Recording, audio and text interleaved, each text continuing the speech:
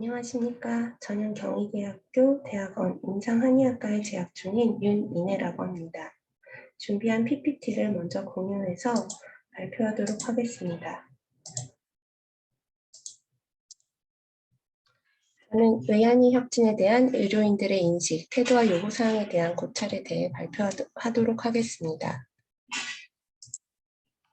이 논문은 국립중앙의료원의 지원을 받아 작성했고 Integrated Medicine Research에 실렸습니다.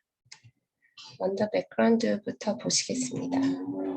아시다시피 한국은 이원화된 의료체계로 엄격히 분리가 되어 있습니다만 71년부터 필요에 의해 시작된 협진은 상호 교착, 고용, 허용, 협진 시범사업 시행 등을 거치며 제도적으로 발전해 왔습니다. 하지만 임상 현장에서는 여전히 여러 어려움이 존재하는데요. 이를 극복하기 위해서는 무엇보다 협진에 대한 의료인의 시각을 이해하는 게 중요하다고 생각했습니다.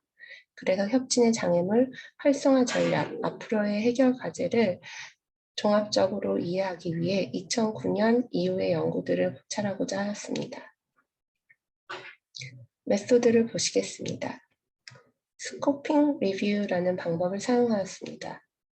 그 1단계에서 정한 리서치 퀘션은 먼저 기존에 밝혀진 협진에 대한 인식, 태도 요구사항에는 어떤 것들이 있는지였고 또 리서치 갭을 찾아 향후 어떤 연구를 하면 좋을지 알아보고자 하였습니다. 그 다음으로 문헌 검색, 문헌 선정, 자료 추출과 분석을 하였습니다. 결과를 보시면 최종적으로 9편의 논문을 선정하게 되었습니다. 그중 6편은 양적 연구, 3편은 질적 연구였습니다. 9편의 연구에서 정리한 인식 및 태도, 요구사항을 간략하게 보시면 상대 의학에 대한 이해도가 떨어질수록 신뢰도도 낮아지고 협진에 대해 부정적인 태도를 보이는 것으로 나타났으며 하지만 실제 협진을 시행했을 때는 환자의 만족도나 치료 효율 면에서 경쟁력이 있는 것으로 인식하였습니다. 협진을 활성화하려면 현재 시스템이나 방법이 개선되어야 하는데 상호 존중과 이해를 바탕으로 법적, 제도적, 행정적 지원과 협진에 대한 교육이 선행되어야 함을 알 수 있었습니다. 각각의 양적, 질적 연구들이 협진의 어떤 부분을 다루었는지 한눈에 볼 수 있는 리서치 맵을 제작하였고 이를 바탕으로 향후 연구되어야 할 부분을 탐구할 수 있었습니다.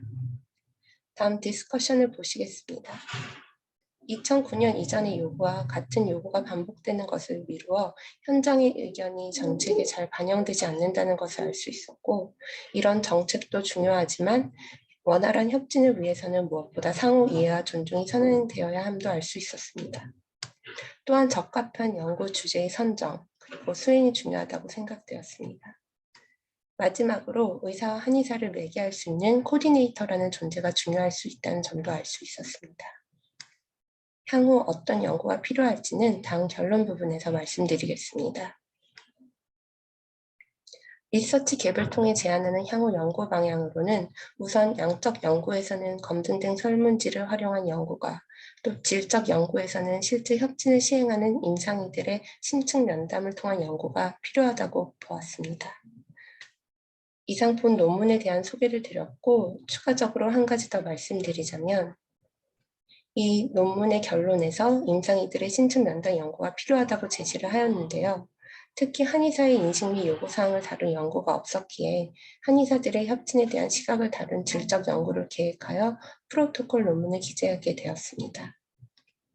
이 연구를 실제 수행하여 총 8개 기관에 25분의 한의사 선생님들의 인터뷰를 완료하였고 관련 논문은 작성 중이나 결과는 의한이 협진의 장점, 장애 요인 파악과 협진 활성화를 위한 질적 연구라는 이름의 보고서에 실려 있어서 관심이 있으신 분은 찾아봐 주시기를 부탁드리겠습니다. 들어주셔서 감사합니다. 감사합니다.